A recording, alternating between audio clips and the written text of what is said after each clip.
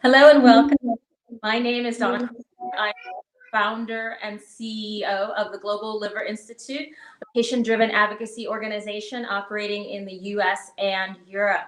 I have the privilege of being your host today for this wonderful show, part of our rare liver diseases series that we've been doing throughout the month of February. But of course, rare liver diseases are important to acknowledge and to address all year round. And so I'm excited to introduce you to two people who do focus on rare liver diseases, and specifically primary sclerosing cholangitis, a cholestatic liver disease is their area of focus all year round and for many, many years. So we have with us Dr. Marco Carbone. He is a senior lecturer at the University of Milan-Bicocca and in leading the European reference network that the Global Liver Institute is very proud to support and align with. He's also a member of our Pediatric and Rare Liver Diseases Council, which we have recently launched. Another member of that council and chair of our research group, the patient chair of our research group, is Cynthia Buness. She is so many things. Amongst them is being the mother of a PSC patient, but she's also an attorney, an MBA. She's a BS in zoology. You know, she is what I like to call patient plus. A perfect example of the many types of expertise that patient advocates bring to the research and drug development process, and someone who I have looked up to for many years as a patient myself with PSC. And let me just stop talking and welcome both of you to the show. Thank you for being here. Thanks, Donna. Thank you. Excellent, excellent. So as you can tell, I am more than excited to have this episode of all episodes. It wasn't until our 6th year of existence of the Global Liver Institute that I felt that we had the infrastructure to be able to focus and really contribute to the pediatric and rare liver disease space in a meaningful way, and something that was additive to the work of the many organizations that have been doing, the great toiling in the field, the work for many years. And so launching this council and hopefully helping to support a cure for PSC is a great vision of mine and a privilege. So before we go any further, to bring everybody into this conversation and work, Dr. Carbone, can you explain what is PSC? So, Donna, thank you very much for the kind invitation. It's a real privilege to join this Global Liver Institute meeting talk show.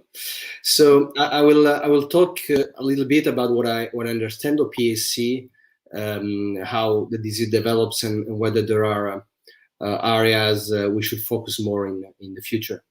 So what is PSC? It is what it says it is. So it's a primary, meaning that there is no an obvious cause because there are secondary forms. So sclerosing cholangitis, if you have bile duct damage after surgery, or stones in the bile ducts, or if you get parasites in the bile ducts, who can stimulate damage in the bile ducts, these can cause sclerosing cholangitis. This is a primary form, meaning that there is no a known cause.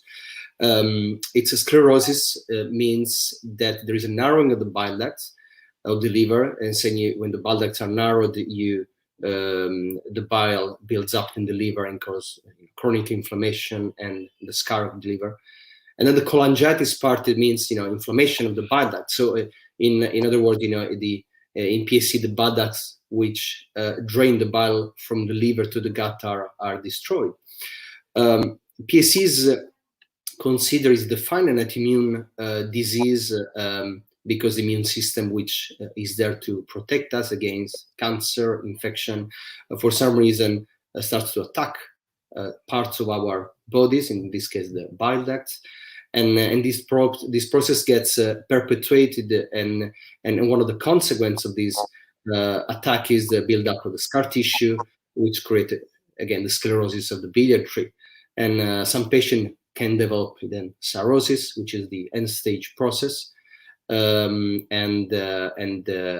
again, you know, these patients have got also very another issue, which is the risk of developing biliary tree cancer, which is not predictable.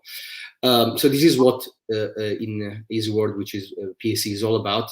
For patient is devastating.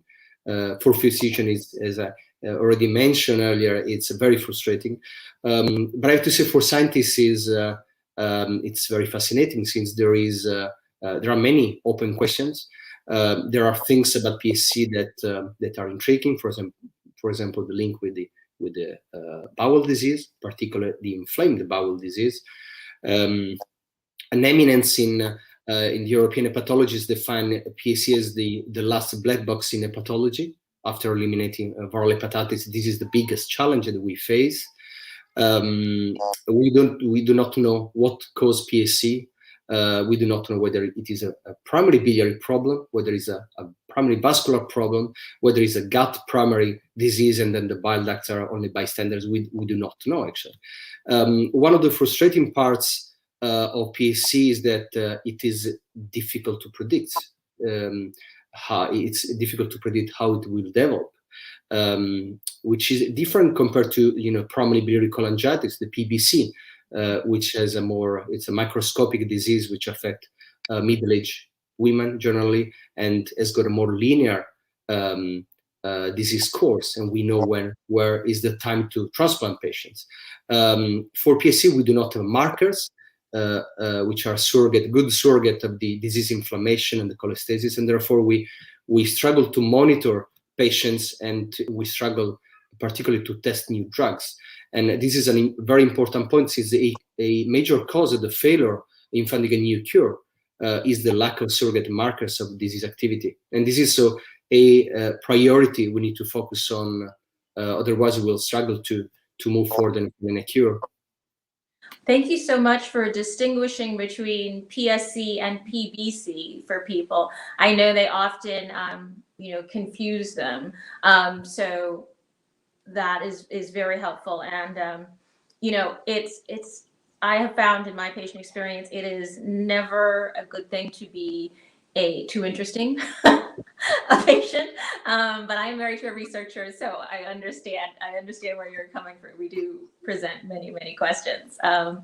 Cynthia, you are trying to get answers to a lot of those questions. Tell us a bit how you came to focus on this disease and this area of research. Well, our journey began over 11 years ago when I took my daughter to a dermatologist, and for minor acne in 7th grade, and she was prescribed doxycycline. And 4 months after her beginning this prescription, she started to get diarrhea, and we went through a number of visits trying to figure out what it was. We kept hearing ulcerative colitis, but she didn't match with the symptoms online. And all the while, I'd bring this little bottle of doxycycline and nobody took her off. And 7 months later, she ended up with what's called erythema nodosum, which is a systemic swelling. And at the time, she just thought it was an insect bite. So she was hospitalized thinking it was some sort of sepsis from an insect bite on her feet. And again, they all said, oh, she has ulcerative colitis. Well, right before then, it occurred to me that this bottle might have been the cause. And I asked my sister, who's a OB-GYN, and she said, take her off of it immediately. And, and lo and behold, as soon as we took her off, the diarrhea started to at least get better. But by then the process had started. So the next 2 years were an incredible struggle. She was emaciated. She was 5'6", but only 88 pounds. She had no friends, no social life, but still was a top academic student and also an athlete. And so she would have accidents, and it was incredibly challenging as a parent. So I told you it's very emotional for me to remember this. Well, everybody listening, her daughter is now well enough to have been telling Cynthia what to do and not to do on this interview. So clearly she's and doing well. So going into sophomore year of high school, she was finally diagnosed with PSC when we did blood tests to start azathioprine, and so she it hits a parent with like you're standing in front of a train, and the guilt I felt for taking him to the dermatologist. I kept thinking it was because of that drug. The doctors kept saying, "Oh, it has nothing to do with that," and I kept thinking something changed. Mm-hmm. And so she went on to azathioprine, and she had so many bad reactions to all the drugs all along. Nothing worked for her ulcerative colitis. She mm-hmm. tried the 5 ASAs. Everything resulted in horrible vomiting, bloody diarrhea. So we were better off just doing nothing. And that wasn't helping either. So once we got the PSC diagnosis, we tried azathioprine. She got pancreatitis, drug-induced pancreatitis. And at that point, I found, I started diving into research, and I found this article in a Stanford paper about Ken Cox. And so we called Ken, and then I also found out simultaneously, my husband and I did, that Dr. Keith Linder had moved to Arizona to start a new Mayo Medical School and a new College of Health Solutions. So I called him, I visited him, and he launched us into my next 8 years of research on this therapy. But he recommended that we try it before trying other Remicade or some of the other infusion type drugs, the biologics. And lo and behold, within a few weeks, she responded to the vancomycin, and within a year, she had a normal liver and colon. And we've had some bumps in the road along the way because there are issues with the drug. There are dose issues and brand issues, and that affect the bioavailability of the drug. But after we figured all those out, she's completely normal liver, completely normal colon. She went on and has become a gut microbiome researcher, and all is good from her perspective right now, except that she does still have an abnormal gut. We've done a number of microbiome tests on her, and before she had vancomycin therapy, and after, her gut is very abnormal. So long-term, we're concerned about that, and that's something we have to look at what the long-term effects are, and where do we go next? And I think we'll talk more about advocacy work and research in a later part of this talk. But that's, as a parent, mm-hmm. that's what I struggled with, and I still do.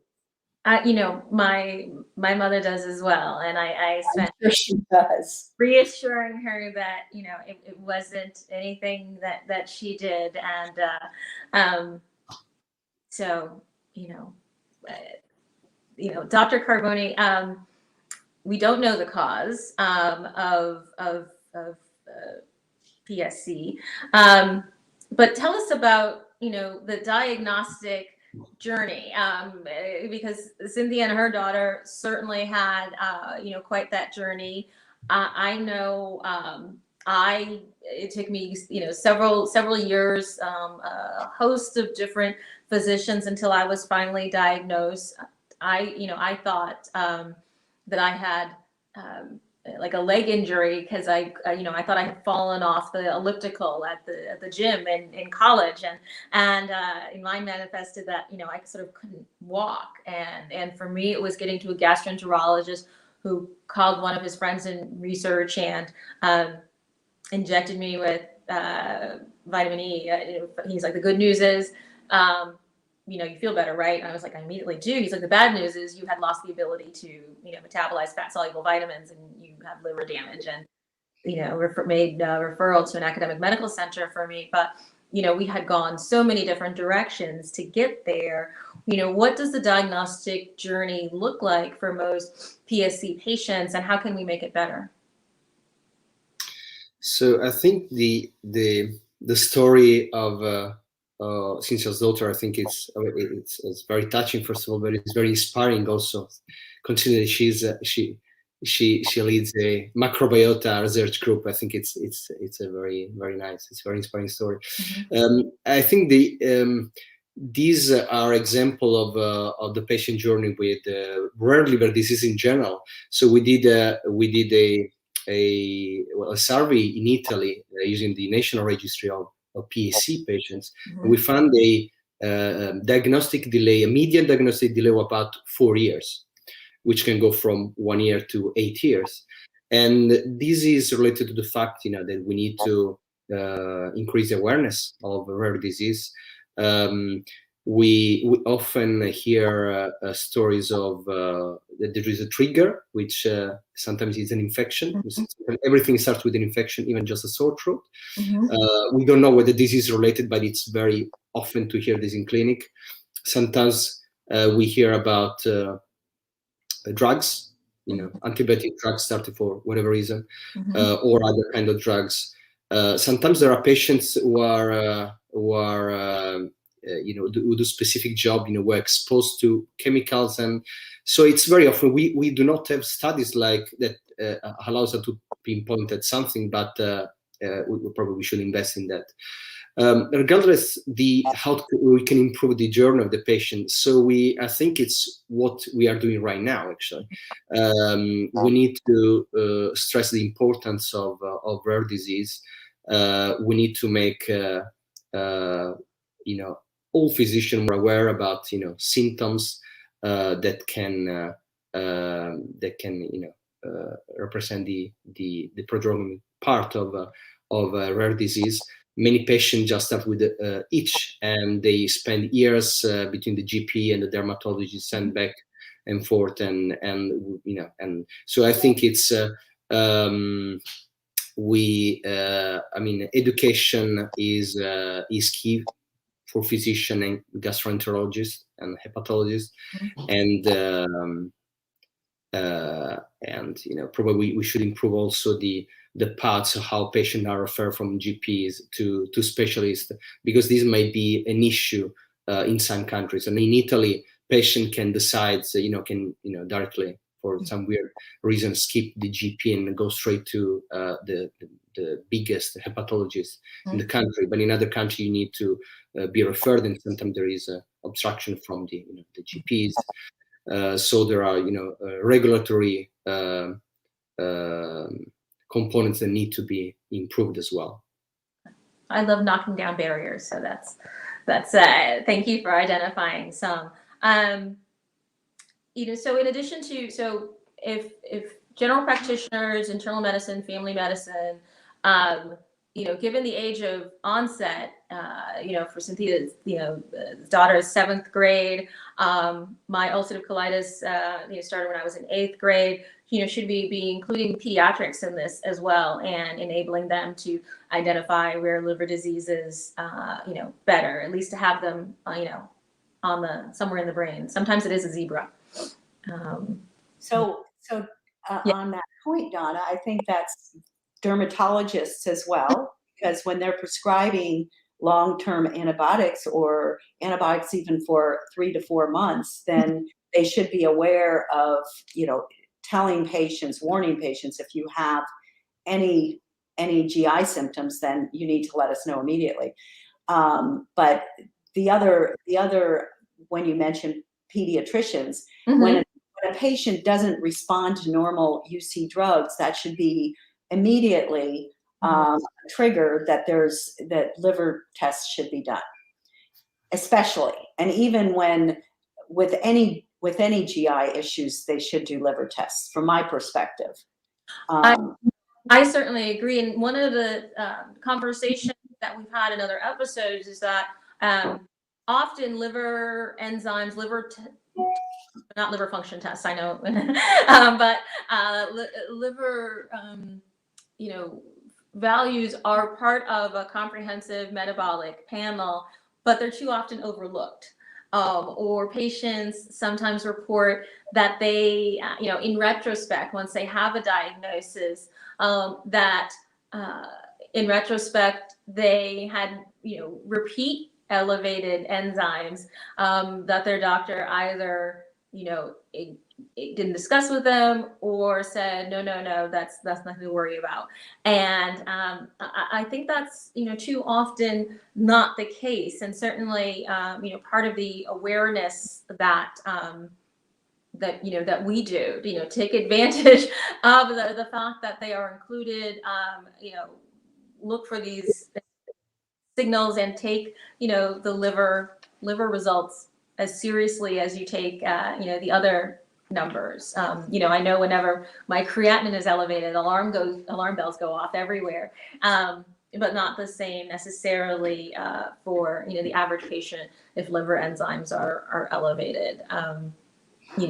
Dr. Carbone, would you like to? I think you raised an important point. I mean, I mentioned the itch, but again, liver blood tests. So I mean, GP, general practitioners are overwhelmed by a variety of diseases, so we can't expect that they are on the top of everything. But sometimes I agree, the abnormal liver function tests are overlooked. And as a biliary doctor, we try to stress GP in local meetings or even in national meeting about the role of gamma GT. So the gamma GT, there are no studies showing that, but there is a gut feeling that it might be an earlier marker of biliary disease. But gamma GT is also very aspecific.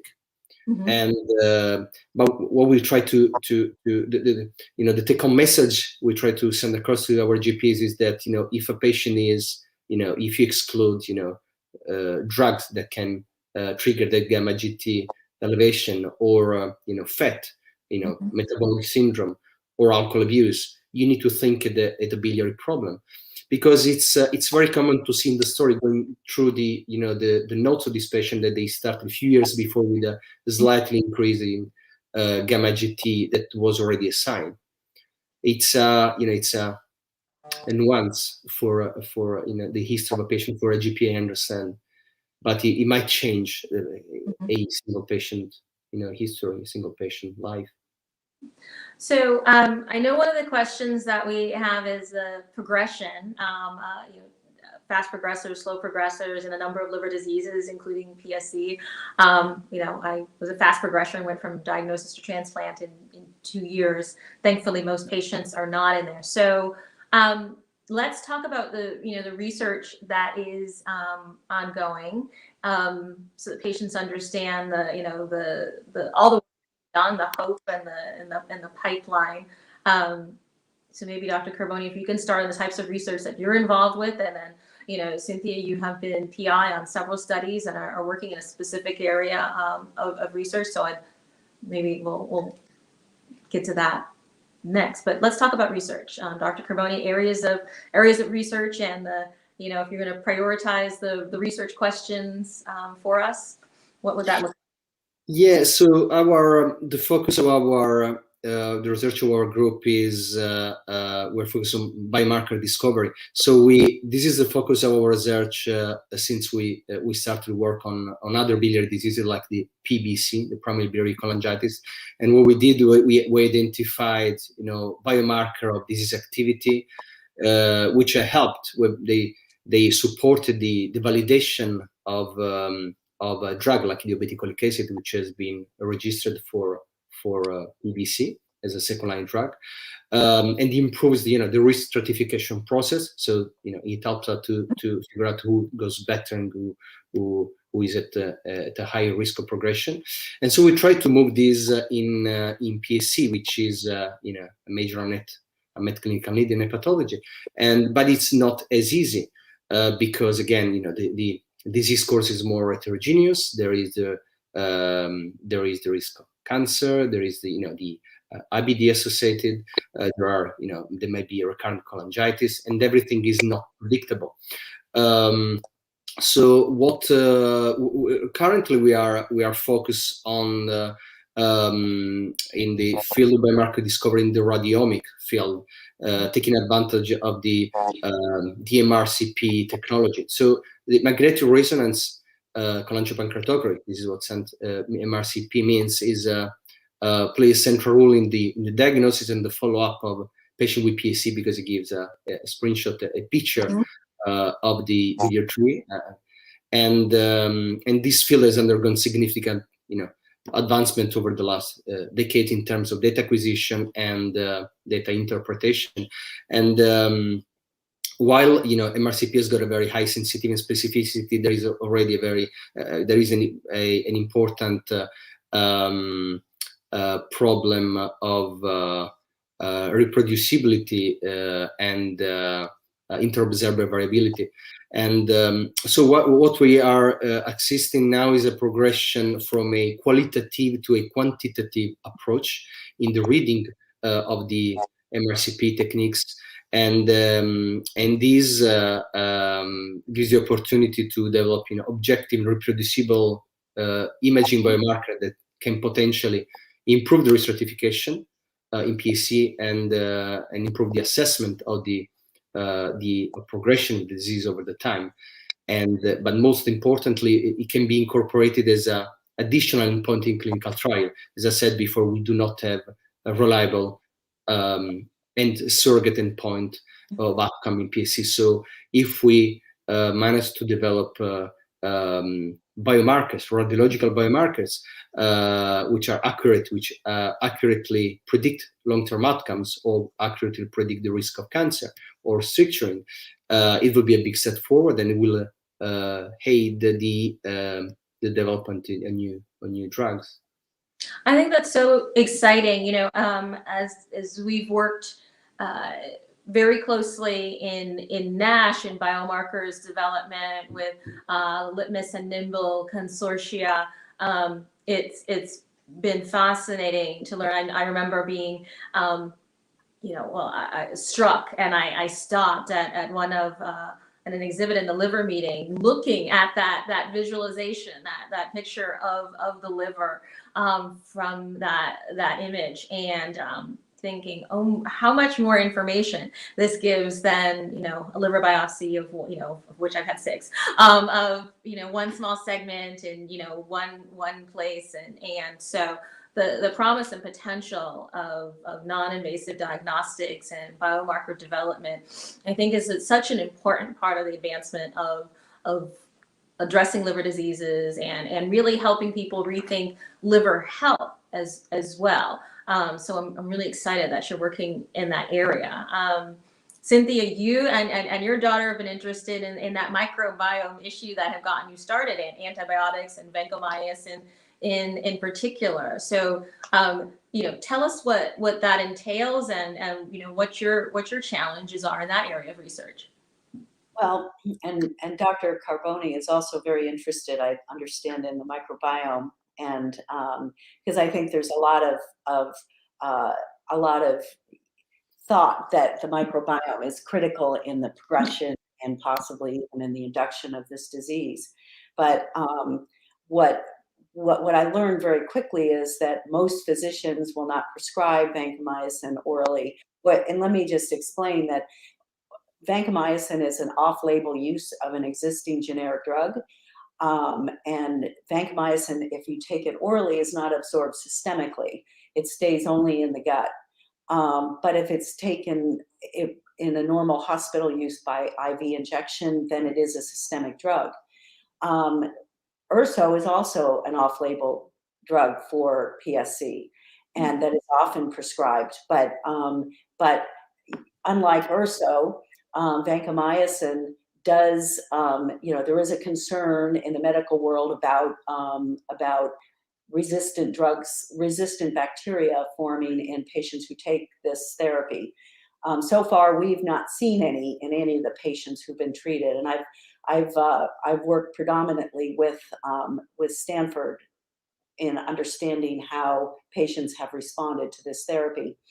But in any event, I understood very early on that in order for a patient to get vancomycin, it's pretty difficult, and often they have to travel out of state, find a physician or a center that has had some experience in this therapy, and actually it's better to travel to medical institution or a doctor who has experience, because there are a lot of nuances and variables that affect the therapy's effectiveness. But in order to get more wide use of the drug, we need randomized controlled trials, because that's the gold standard of the medical world. So when I first began my work with Dr. Linder, he explained to me, and he started educating me on the RCT process, randomized control process. And basically, you need data to get funding, and you need funding to get data. So it's a catch-22 in a world, especially with a generic drug, because you can't get funding, you can't get data without a drug that is out there for somebody to make money with. And so it's very difficult. You have to go through you don't have to, but you end up needing to go through private donors or through the FDA or the NIH. But to get funding, you then need data. So that's why I started writing papers on case reports and review papers, and trying to get together all the data out there so we could have it in one place and then go back and get funding. And then we worked on writing grant applications for clinical trial. And we did finally get funded, and there is one adult trial proceeding at the 3 Mayo Clinic sites. It's challenging because it started to enroll right at the time of COVID. And patients are reluctant to travel, and they need to visit a site to get on this therapy. And there's a lot of other competing trials that are going on. So, and right now we still don't have a pediatric trial. So we've kind of regrouped, and we're thinking about how we can approach this. And we're now thinking of more pilot type studies. These are small studies where you have a small number of patients who are selected, you treat them all, and you look at all the data of those patients before you put them on the therapy, and then you treat them for a short period of time, look at the data after they've been on the therapy. And you try to understand why they respond and what happens to their microbiome, what happens to their bile acids, what happens to the serum levels. And then maybe we can better understand the disease and understand who's responding, who's not, why. And so that's kind of the approach that we are now thinking of taking in, and we're just in the thought process of trying to understand how to best design some small studies. I think that's fantastic. GLI has done a lot of work, and I done a lot of work before in decentralized trials, whether it's hybrid trials or totally siteless trials, as I think about ensuring that as many PSC patients around the world can participate in research. Is there a digital or a decentralized aspect to this, rather than I myself am going to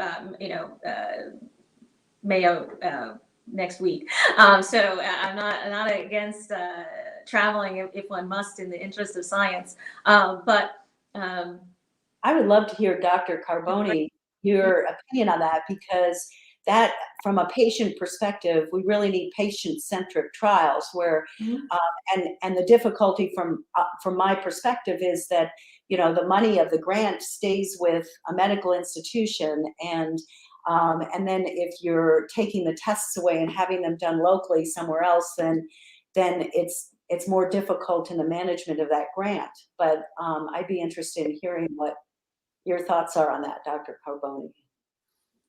Well, you just raised an important challenge. I mean, it's not easy answer. It's nice it would be ideal to decentralize the healthcare, but looking after rare diseases is for few centers, just because few center can manage can develop experience with a high volume of patients, and I think it will be very difficult to have these decentralize the care of rare diseases. What it can be done, is to offer, several centers across the country. Well, what I'm thinking, and certainly what trials have been moved from the pilot and experimental stage to, I think, more fully operationalizing during this pandemic, have been certainly telehealth, bringing nurses and collecting lab work in patients' home and having it sent back or analyzed. So not taking expertise that resides in specific centers, but more of the execution of the trials, so that more patients don't have to travel, but their data and their samples can, for example. Is that a possibility? I mean, we face the exact problem in our country. It's we have, unfortunately, patient traveling across the country to come to Milan, but there are other centers. It depends. There are many clinical trials that are performed in several centers. Mm-hmm. The limitation is depend how challenging is the trial. There are trials we are running now in PSC are required a trial unit with dedicated nurses, a system of biobanking, Mm-hmm. data managers, and things that you can't have available everywhere. That's the thing. But as long as you have an important institution which that can manage this, I think you can decentralize. Let's use this word. You can have more than a few centers, but you need big centers. It's certainly something that I think, as we analyze all the barriers to participation in PSC trials, it is something that I think we should, explore how to bring the trial experience to the patient rather than the patients to the trials. I remember even, post-transplant, being in law school and getting my lab work done at the school nurse and mailing it back to the academic institution that still delivered my care, and that was 20 some years ago. So I can't help but think that it's possible, and certainly whether it's from e-consenting to telehealth visits or advanced rate registries and data sharing, and patient generated data that is can flow into institutions. I really think that it's a challenge that we can address to make sure that as many rare liver disease patients as possible are included in this research. So I think that's one challenge, and another challenge that I'd like us to address, in our time here today, is diversity in rare liver diseases.